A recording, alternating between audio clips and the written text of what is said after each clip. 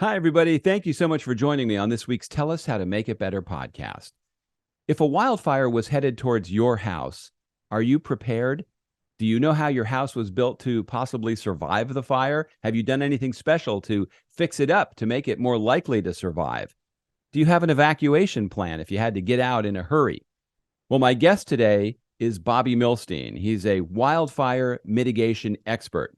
Bobby was featured in my documentary film, The Last House Standing, and we were talking about in the film the Wolsey Fire that happened in Malibu, California back in 2018. Bobby was instrumental in helping a lot of those houses survive. So if you answered no to any of the questions about how ready you are for a wildfire, you need to hear what Bobby has to say. I'm George Siegel, and this is the Tell Us How to Make It Better podcast. Your home is probably your biggest investment. And every week we show you warning signs and solutions to help you protect it. Tell Us How to Make It Better is partnering with the Readiness Lab, the home for podcasts, webinars, and training in the field of emergency and disaster services. Bobby, thank you so much for joining me today. Good seeing you, George. Yeah, it's great seeing you. You were a star in our film, The Last House Standing, with great information, all the work you did at Calamigos Ranch and all the houses that you save on a regular basis. So today I want to talk a little differently about what you do, just in terms of the average homeowner who buys a house and probably puts very little thought into fire. How do they need to be thinking? I truly believe if you live in, it's called a WUI. So, it's a urban interface zone that is in the mountains and the hills where there's natural fuels that can burn. So unfortunately, a lot of people are really unaware of the danger of fires. In Malibu, for instance, the Wolsey Fire woke up a lot of people. So people that want to live in that kind of an area successfully need to think of wildfire. They need to be aware they live in a wildfire zone, and they need to take different measures to live in it successfully. And one of the things we talked about in the film is the vegetation people put around their houses. You know, I love palm trees, and you looked at me like I was an idiot. What are the dangerous? What's that? You're just looking at me because most people look at me that way. But everything is that you have. The factors are you have home construction, so you have whatever your house is built out of. Some houses are very fire resistant. Other houses are made to catch embers and light on fire. So, and then you have the vegetation around the house. You have the natural vegetations and you have the ornamental vegetations. So in Southern California, in the hills, our natural vegetations are highly flammable because Southern California is actually a desert, meaning all the natural fuels are highly drought resistant. And drought resistant fuels, a normal plant is 2 parts water, 1 part organic matter.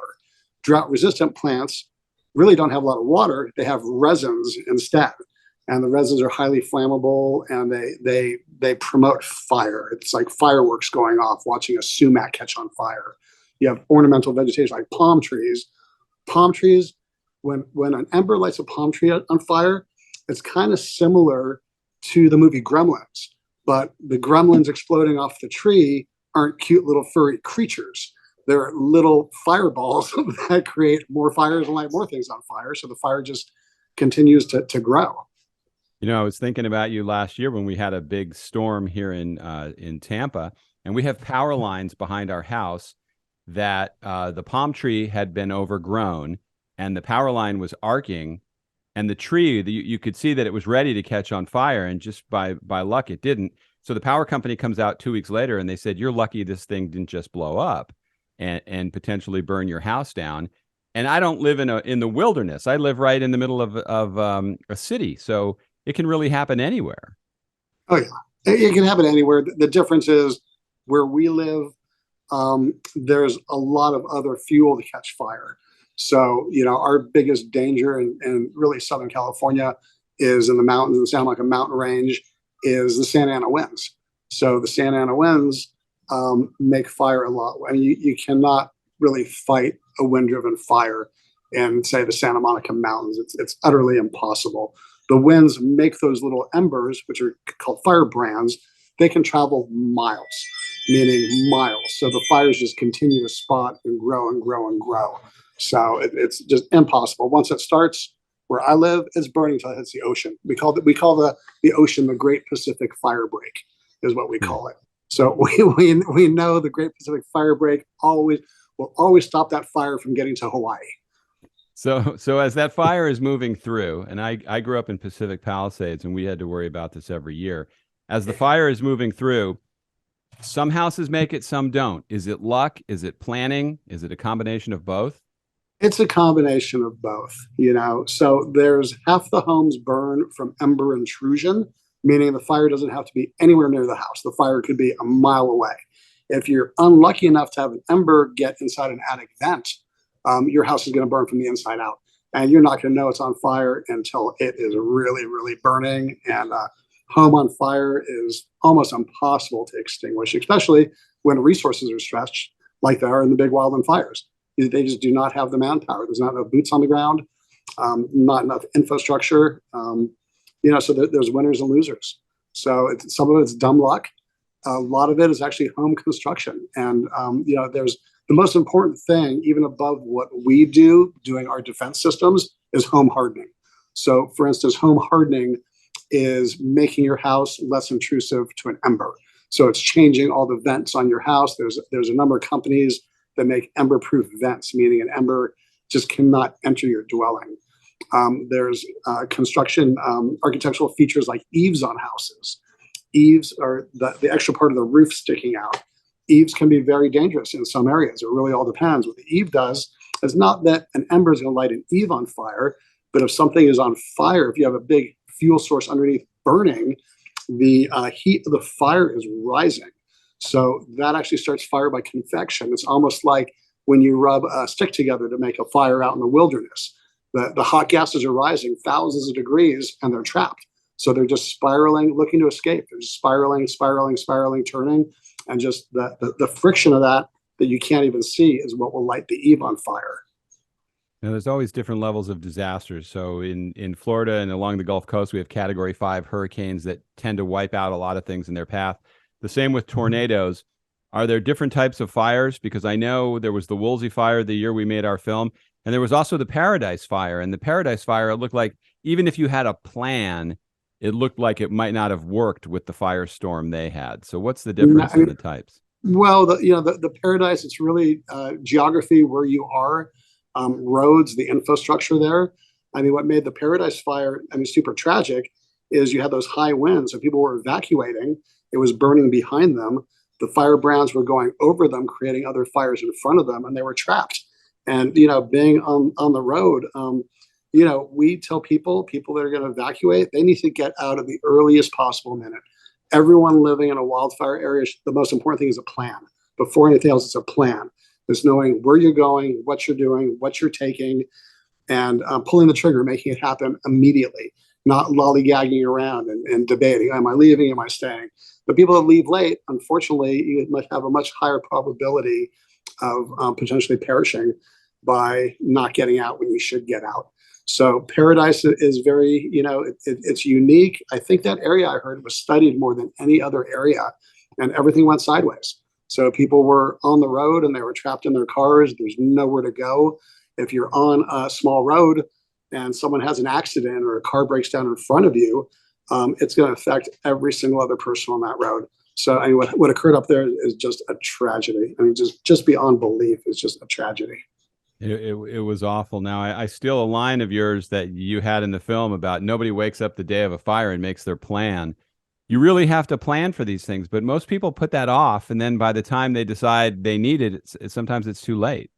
Well, some people, by sheer luck, and it really is sheer luck, will stay and defend without the proper tools, without the proper equipment, without the proper training. But no, plan is by far the most important thing. And it's just like, the fire department. We're protected by LA County Fire, which is definitely one of the finest organizations on this planet. But like I said before, a wind-driven fire changes the game. So you're kind of helpless. You're really helpless. That fire, wind-driven fire. So the Wolsey Fire was tremendous. It was red flag conditions, which red flag conditions are single digit humidity. So the weather affects what a fire will do. And it was Santa Ana winds, single digit humidity, red flag alert, and the area that lit had not burned in 30 years.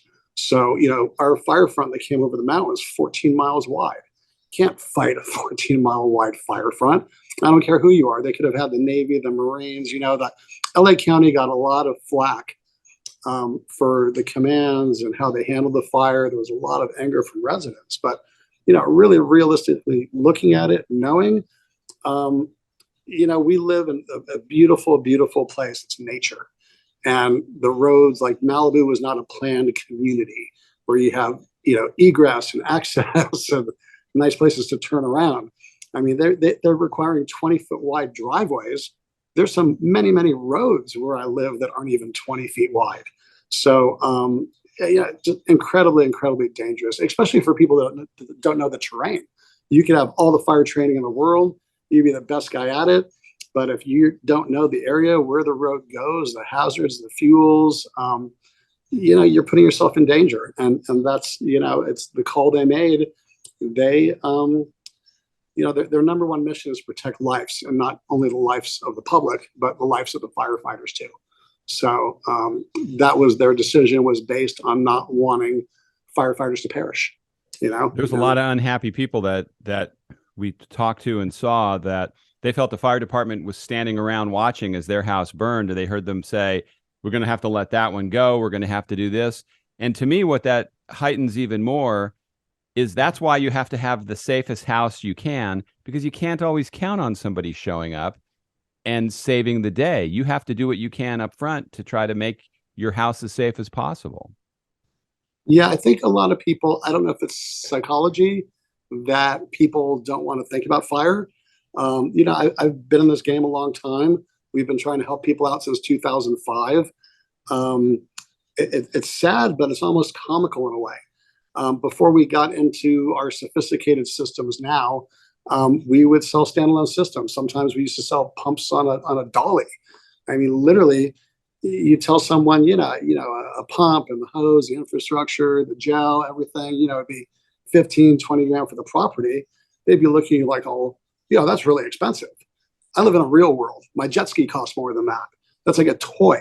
I mean, trailers in Malibu are selling for up to $3 million, $4 million for a mobile home, So you're sitting at a house, say it's a more or less expensive home in Malibu, $3 million house. There's $500,000 in cars sitting in the driveway. There's, there are terrazzo floors. They're this, they're that. They're Gaggenau kitchen appliances. They're Tolson fridges, and people are just really, really unrealistic. It's to me, a lot of people spending money on fire stuff. Some people it's not a thought to them. I don't know if they just don't want to think about it, because fire is so horrifying that if they don't think about it, they think it's never going to happen. They're just not really realistic. And, to me, it's a shame because, half the houses burn, like I said, from embers. So we do not do systems on homes that haven't been hardened, so hardening a home is the first step. If someone's like, oh, I'm going to do that later, we would never do a system for that property. Never in a million years. We try to set up our clients for success. So success is if you want to live there, if you want to commit, you have to commit. It's 100% thing. It's not I'll do 50% of it, I'll do half of it. No, you do it all, or you're just bullshit. You're just fooling yourself. I think most people aren't all in. I've had a couple of guests recently. One makes a fire ladder that folds onto the side of your house, so it's a full ladder, but it's not visible unless you need it, and it's not that expensive. Yet when I was talking to the guy, he said people don't want to pay for that because they'd rather have the one that you just throw out in case of a fire, but they've never practiced with that. They never have any idea how it's going to work. So when push comes to shove, they're not necessarily ready to use it. And the other is a garage guy that finishes garages, and by the time people get to the garage, they don't want to spend any more money. And a lot of times they just throw everything out there. Yet the things that probably are the most important, fire seems like that would be number one. Maybe in Florida where it's hurricanes and flooding, but in a lot of parts of the country, people should really be accounting for this more. I just think there's kind of a lack of accountability now in society, top to bottom. I mean, top to bottom. I don't know what's to blame for it. It's kind of crazy. Um, there's more education available now to the common person than any time in humanity, any time in the thousands of years people have been walking the planet. All this information is out there. Um, I think now through all the sophistication, I think man is the weakest they've ever been at any point of humanity. I think the people now are just weaker than half these people would not have survived 200 years ago. You know, I mean, 90% of the people living in this country, probably more, probably 95% of the people living in this country would have never been able to make it on the wagon trains from the East Coast to the West Coast, like never in a million years, you know? So it's kind of funny. You know, we classify people as like mountain men and villagers. So like Malibu, for instance, all right, that's like mountain man country. So like the mountain men came there and tamed the land and made it livable and everything. And then the villagers say, "Oh, that's a beautiful place to live." And the villagers move out there, and then they start making rules and rules and more rules and more rules and more rules because they want it to be like what they're accustomed to. And eventually, the mountain men pack up and leave because they don't want a bunch of villagers telling them how to live their lives or what they can have on what they can do. And then you have all these villagers who just literally, I don't even know how they survive. You know, it's kind of crazy. I just think people are, Malibu, for instance, has there's a long tradition of old timers living there, fighting fires. And when I first started my first company, Malibu Fire Supply, I really did it because I got tired of seeing my neighbors in surfboard shorts and hula shirts and flip flops standing on a roof with a garden hose, pissing out 3 gallons a minute of water. Like these people are not leaving. So why not equip them properly, give them the proper tools, the proper training, so they could be A, safe, B, successful, C, not be a problem for firefighters, not put firefighters' lives in danger. So it's interesting to see when the fires happen. Everyone wants to point the blame at somebody. I believe in accountability, and if you choose to live, I always say, we live in a fireplace. Learn to live in a fireplace. So no one made you live in a fireplace. You made a decision to move to the Santa Monica Mountains. You should be accountable for that decision. You can afford a house in the Santa Monica Mountains. Guess what? You can afford to harden that house. You can afford to mitigate the ornamental vegetation. But some people just have to have their palm trees. No, I'm not going to take down my palm trees. It's the silliest thing ever. I mean, I don't want to swear, but I call palm trees like asshole trees. And when I go up in one of the canyons and I look at homes, I'm just like asshole, asshole, asshole. Like you're just an asshole. Like, because it's not just you. Like that tree is not only going to affect your house in a fire. If that tree catches on fire, the brands coming off of it are going to create many more fires that are going to run the way the wind's going. And they're basically going to shaft everyone living downwind of those trees. So to me, it's silly. You know, like you want palm trees, move out to the desert, have your palm trees. Sure. Now, do you think that most people, so if I'm buying a house back in a canyon or in an area where it's back in the woods, there's some things that I probably need to think about when I'm looking at that. Is there more than one way out? What is the plan if there is a fire? Do I have a fire plan myself? How much of that do you think people just never even crosses their mind? For people that have lived in Malibu a long time, they're very aware of fire. Malibu has this big mystical name. So there's, for everyone out there listening, Malibu is not what you think it is. All right. It's a lot of people think it's like the West Coast version of the Hamptons. Well, guess what? Nobody wakes up and has breakfast at the country club and then does a wardrobe change and goes to a little white party. And then it's like a hick town. It's like the people that moved out there years ago to get away from the city people. The old timers moved out there. I met so many people and seen so many interesting properties from what I do. I went to this one property and really far out in Malibu, beautiful piece of land this guy had. And he was actually the first principal of, it's called Roscommere Road Elementary School. It's where I went, it's up in Bel Air. So he was the very first principal of Roscommere. And I mean, it is miles away now in traffic, probably take an hour and up to like an hour and 20 minutes to get there in like heavy commuter traffic now. And I said to him, I said, wow, you drove in every day to Roscommere? Like, what made you move out here? And his answer was, it was the only place I could afford to live in all of Los Angeles, you know? So he moved out there, you know? The newer people moving out there now, a lot of them are moving to Malibu, this fictional place where it's just movie stars and $100 bills are blowing down the street from all the billionaires. And so it's kind of comedy. Like if I was from anywhere else in the world and I came to Malibu, like I love when I see a tourist and they ask me, where's Malibu? And it's like, Malibu's nothing. It's like 21 miles of coast, a long strip. There's a couple little malls that used to be unique. Now with development, they're just like generic any mall USA. There's like Sephora Malibu and all these not Whole Foods Malibu and all these ridiculous stores you could find at any mall in the world now. It's very, very, very bizarre. So there's people that, moved out there for nature, to surf, for the beaches, for the horses, to live amongst the beauty. And now there's people that are moving out there for the status. So they could say, oh, I have a home in Malibu. You know, it's like the stores are all lost leaders. The stores go in Malibu, not making any money in Malibu. No one living in Malibu is going out shopping. Like when you see someone dressed up in Malibu, you know one thing, they are not from Malibu. You get to dinner, see people in suits dressed up. The one thing for sure, 100%, they do not live in Malibu. Well, I would say that I would argue though that the old timers to me are just as dangerous as the newbies, because I see that here in Florida. We have a bunch of people that move down here from other places where they don't have any experience with hurricanes, but the people that have been here for years just kind of laugh them off because we haven't been hit by one for so many years. So yeah. I think both sides have their problems. I think we need to shake everybody on both sides and wake them up, especially a lot of the old timers. Their house isn't insured for what it's worth. They have a lot of things in their house that probably they don't have insurance on. We sure saw that with people we talk to. So how do we get a wake-up call so both sides hear it? I don't know. That's that whole accountability thing. I mean, for home insurance, out here, home insurance is outrageous. State Farm just announced State Farm now. So AIG pulled out of California after the fires. Chubb, everyone started dropping people. We had clients that were insured for years with AIG having policies that were like $30,000 a year, which is still quite a bit of money, getting quotes of $250,000 a year, $300,000 a year. One of my clients called me panicked.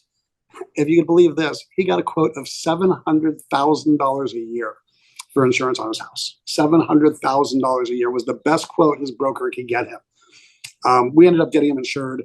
I mean, still outrageous, but I think he is saved now. I think this is his third year with the policy. We've saved him over 1.5 million on his insurance. Can you name the company just so we can really hate them? Who would charge that much? I don't know who gave the $700,000 quote. It's really just outrageous. There's, I have another friend, childhood friend, has a beautiful house he's lived in for years. He was always insured by AIG. They dropped him. He was getting quotes of $250,000, $300,000 a year. He didn't have a mortgage on his house. His house had made it through a fire. The house, he says, what do I do? He says, I want to self-insure. So in California, we have a thing called the California Fair Plan. So the California Fair Plan, it's mandated by the state. It's basically if you can't get insurance from anyone else, you get Fair Plan coverage. After the Wolsey, it got increased. So I believe you could get about $3.5 million of coverage with the California Fair Plan. But it's horrifying. Most of my clients are self-made people. They're very aware. They can do basic math. So they understand, no, there's not enough firefighters. They're not putting their safety in the hands of anyone other than themselves.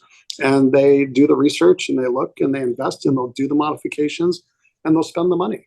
I mean, my friend, Adnan's house, he's a businessman. He's looking at what the insurance company wants.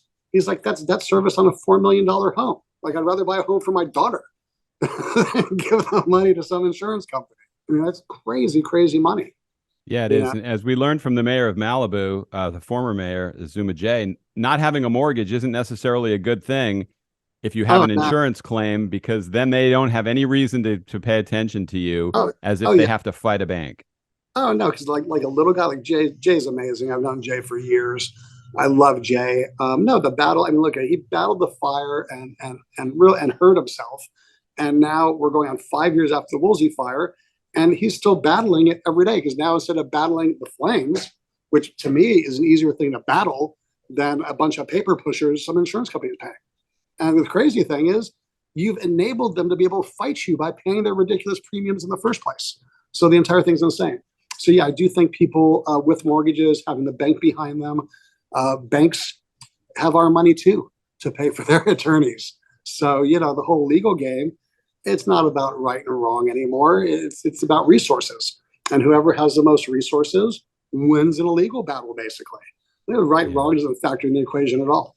You can afford to throw more paper, you're probably going to come out on top, and get things your way. So it's really, really unfortunate.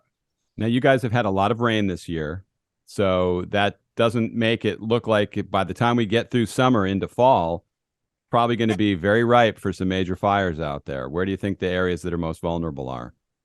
For sure, regardless of the weather, Eastern Malibu is by far. So Eastern Malibu is Topanga Canyon, some people may know of. The last big fire to roar through there was in the early 90s. So it's the same scenario that set up the Wolsey with that 30 years of fuel growth. We're 30 years of fuel growth there. So it's horrifying. Topanga's a amazing little mountain community, really, really old school. There's one road that goes through the entire canyon. So there's only one road to get in and out. The winds come from the valley side. So really the only way out is going to the ocean. But again, being in a car trying to evacuate, these fires, the Santa Ana winds, move tremendously fast. So, I mean, it's possible to light on the valley side and make it into the ocean in under 2 hours. 2 hours isn't really a lot of time. I don't know how many thousands of residents live up there, but it's horrifying. So it's 30 years of fuel growth. Again, we're not a planned community in the mountains here. So a lot of the homes were built years ago. There's a lot of just wood-framed, wood decks sticking out of the hill. I mean, homes that are not hardened. There's homes that you couldn't harden.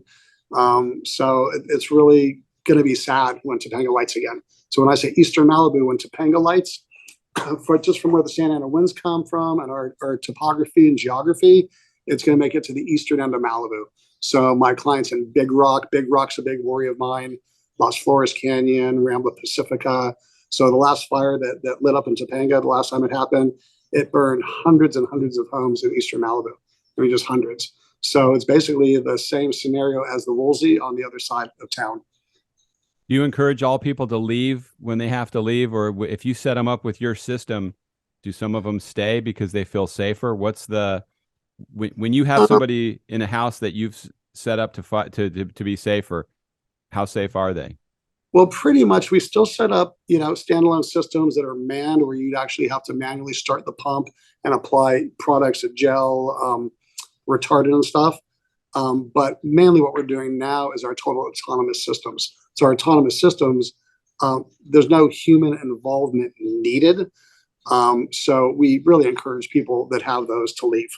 The unfortunate thing that happened in Malibu is the mindset people have because of the commands of LA County Fire.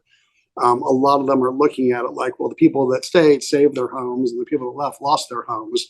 So unfortunately, the next big fire coming through, it's kind of scary, but there's a lot of people planning on staying that have no business of staying. And a lot of them aren't taking it seriously. And, it's like penny wise, pound foolish. I always say people step over dollars to pick up pennies. So it's like, we run across people all the time. I used to distribute this one gel that was amazing. The gel, if you sprayed your house with it, you could not burn the house with welding torches. You just could not burn it. But it takes a very specific, a real deal fire pump in order to apply it. The pressures, the water flow needed.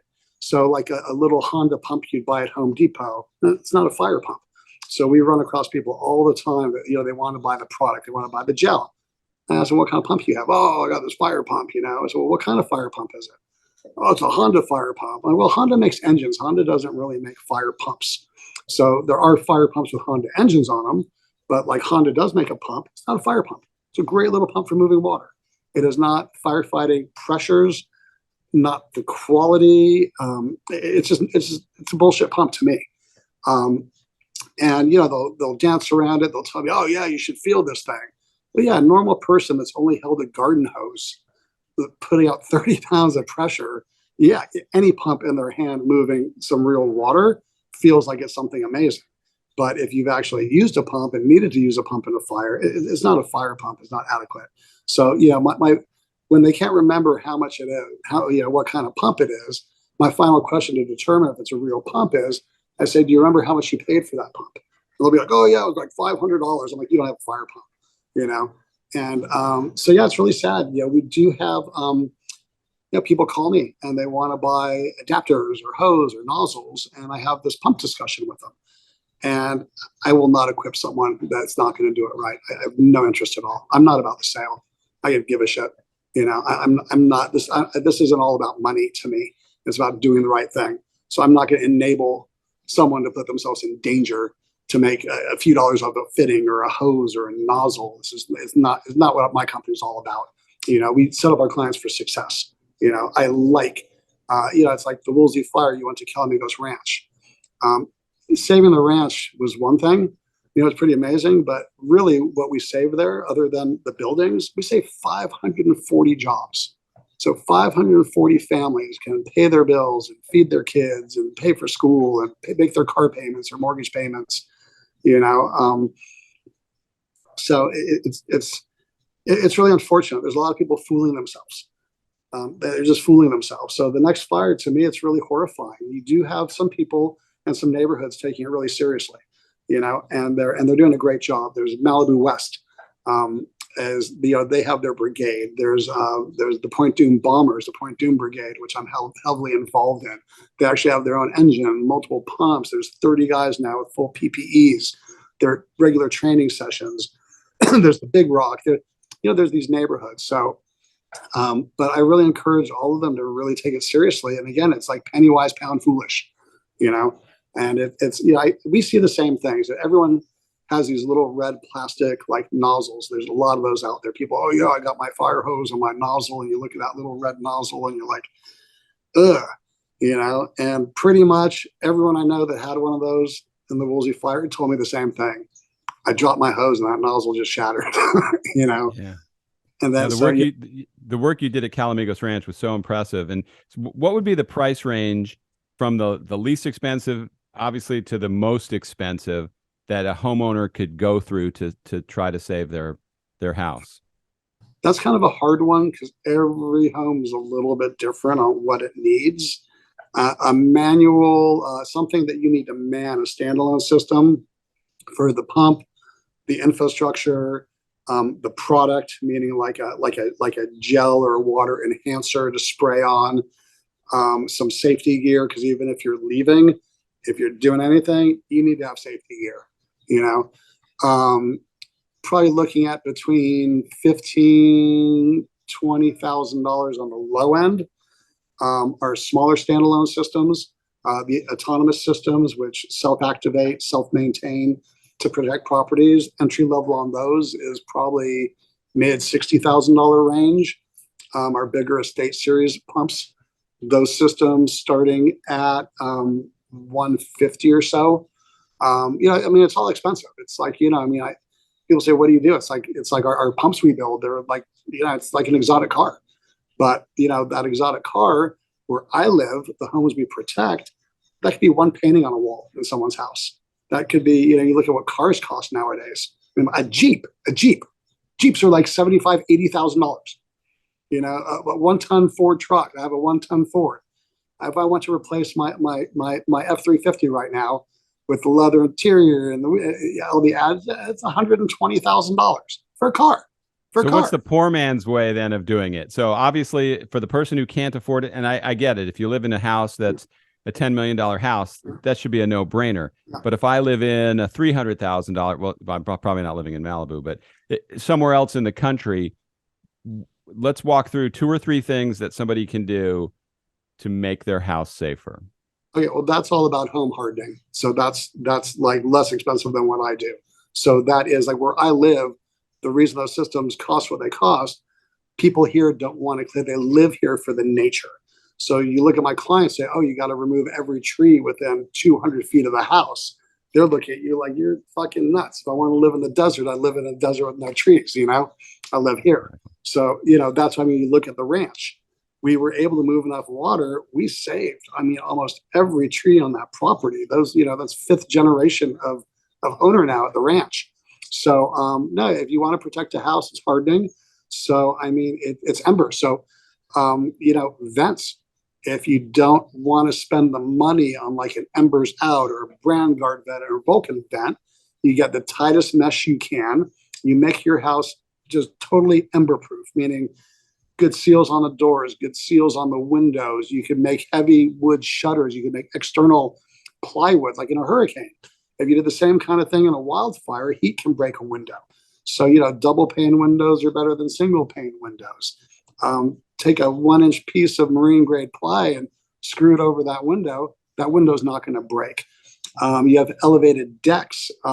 We really encourage people to not have elevated decks or to block it off. You could go to Home Depot and get hardy board that they use to put behind tile, and hardy board, make your house impervious to embers. Don't put a sisal doormat on a wooden deck in front of a wooden door, because it could catch an ember, and that ember is going to sit there and just simmer and burn and burn and burn. If the wind hits it right, most of these homes actually burn hours after the firestorm comes through. Hours. So it's really embers laying around, festering. If you have a garage, no cardboard boxes on the ground. You have all those old Christmas decorations and your old family photos, go to Home Depot, buy some cheap racks.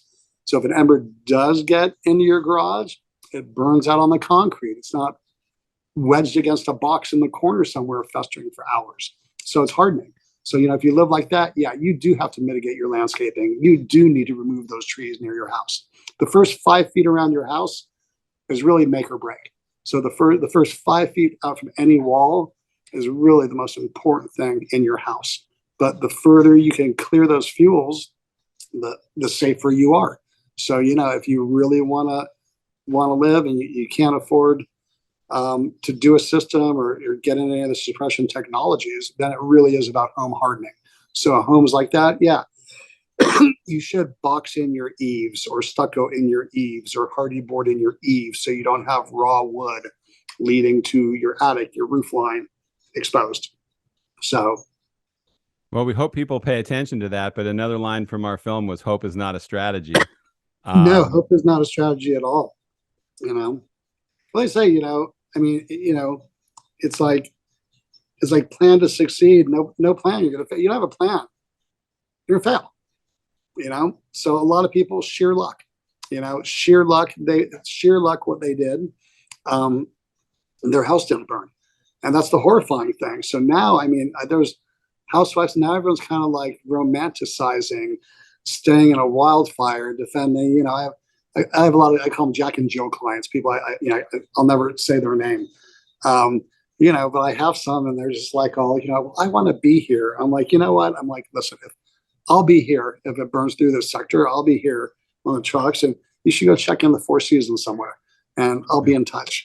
But some people just really want to. It's like this romantic fantasy how they're going to stand defend, and not everyone is physically and psychologically tough enough and driven enough. And it's going to be really scary. So that's my biggest fear. It's probably LA County's biggest fear, is the next big fire comes through, and you have a lot of people still with zero knowledge, zero training, zero skills, zero infrastructure.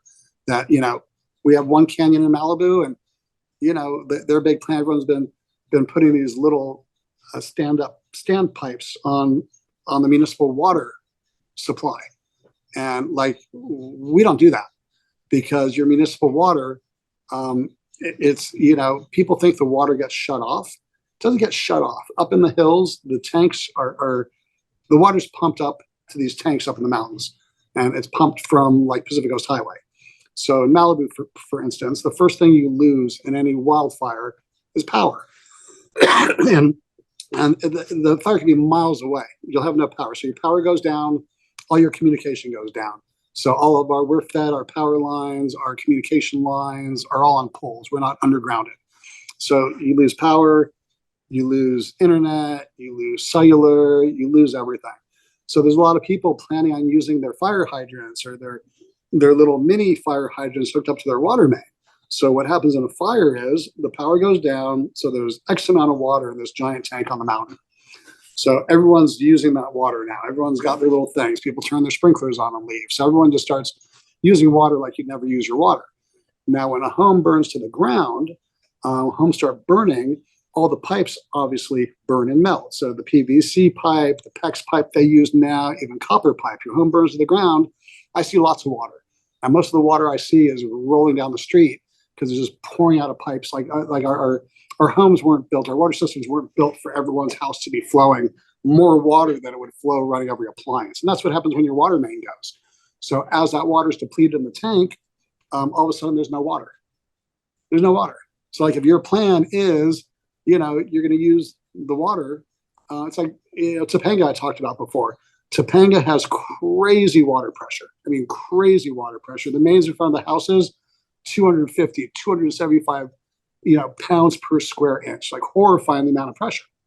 So there's a lot of people they're planning on using the hydrants. But yeah, when you're the only person in that whole canyon on a Sunday hooked up to that hydrant, testing it, it's great. It's great. Now, cut to real deal. Homes have burned to the ground. Hundreds and hundreds of people are out there hooked on the hydrant. Everyone turned their sprinklers on. The fire department's doing what they can, hooked to the hydrants. The tanks go down. There's no water. So if like that's your plan really sucks. So yeah. So we don't. That's a scary preview. No, it's really scary. And it's even scarier is everyone now, like after the Wolsey Fire especially, people hear fire, Malibu homes burn. So the entrepreneurs out there throughout the country, the little light bulb goes off in their head. And they're like, ooh, how do I make money off of this? So now there's this whole new industry has spurred of wildfire defense systems. So, and it's really sad in a way. There's a number of companies selling basically Home Depot sprinklers, because that's where they get them, and Home Depot sprinklers on the roof of your house. And like some of the systems, I'm not going to name the companies, but their water supply is your municipal water. And so basically they do, and you won't believe what these things cost is just utterly insane. So, they basically put some sprinklers on your roof. It's very, very low flow. It looks like a bunch of little boys taking a tinkle on your roof when these sprinklers turn on. Yeah. And they, some of them have their, everyone now wants an app for everything. So, your refrigerator comes with an app, your coffee, everything has an app these days. So a lot of these people are like really tech heavy. And the one thing that doesn't work in fires is the tech.